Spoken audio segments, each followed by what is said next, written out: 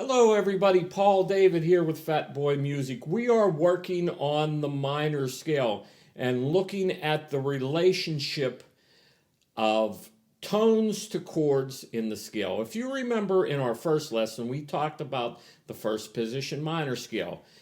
The first note being the first tone, the second note being the second tone, the third note being the third tone, the fourth note being the fourth tone, the fifth note being the fifth tone, the sixth note being the sixth tone, and the seventh note being the seventh tone. Now what I'd like to do is put that all together for you.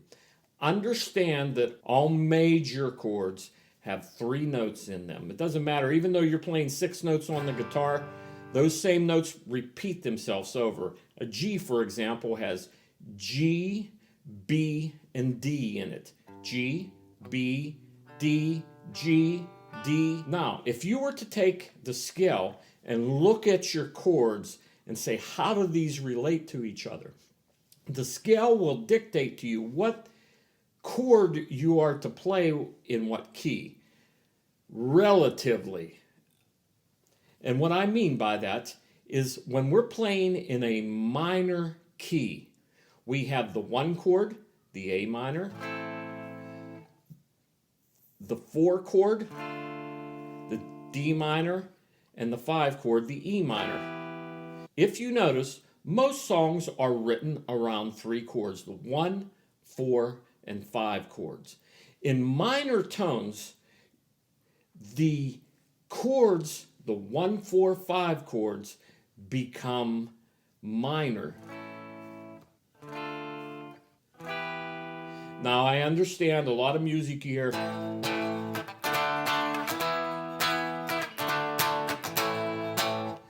Realize they're not throwing the third tone in there. They're only playing a power chord, just two tones. But in music theory, the first, fourth, and the fifth chord should always be minors. Now in the minor scale, the other chords that belong in their position are the 2, the 3, and the 7. So you have 1, 2, 3, 4, 5 we always covered, the 6th also, and the 7th chord.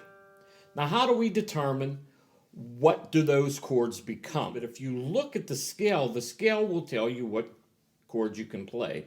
In the simplest music theory, the 1, 3, and 5 are all minor tones, and the rest of the positions all become major tones. Now, look at the chart and spot where my fingers are on the fretboard or your fingers on your fretboard, and notice that all of the tones that I'm playing in this chord coincide with the scale.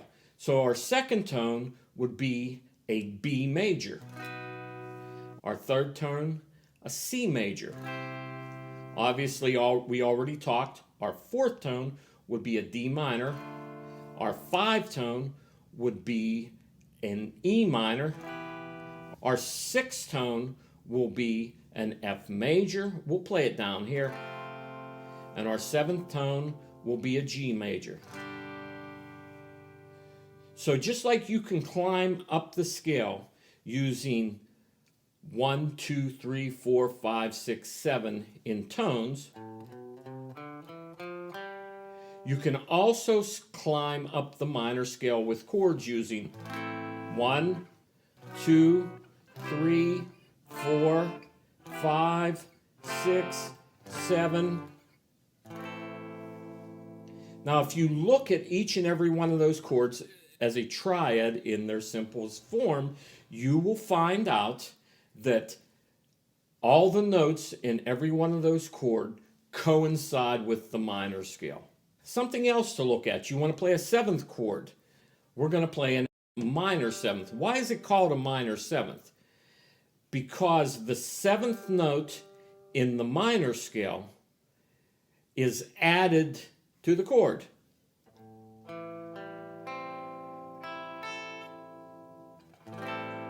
So that would be a minor 7th. Now we can go to D minor. Remember we were playing D minor? And we're going to add the 7th tone in the D minor chord.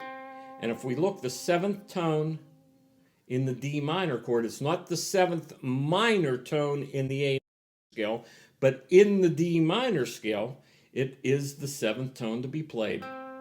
1, 2, 3, 4, 5, 6, 7. We'll put that in. And it's, lo and behold, that 7th note still exists within the A minor scale.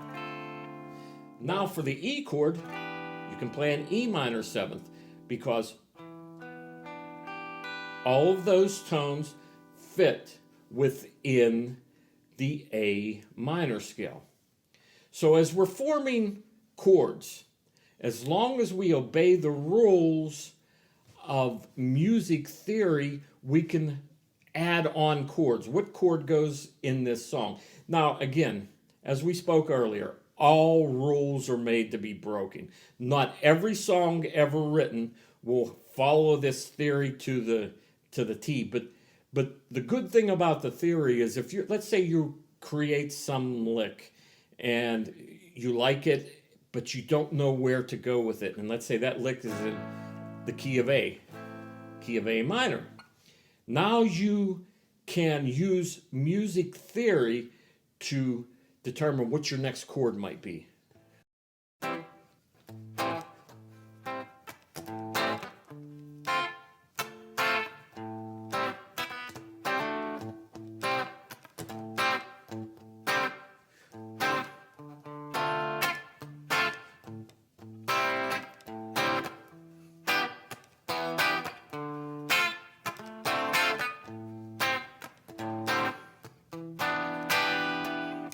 And so on. I hope this lesson was helpful to you. Would you please subscribe to my channel, and always thank you for watching.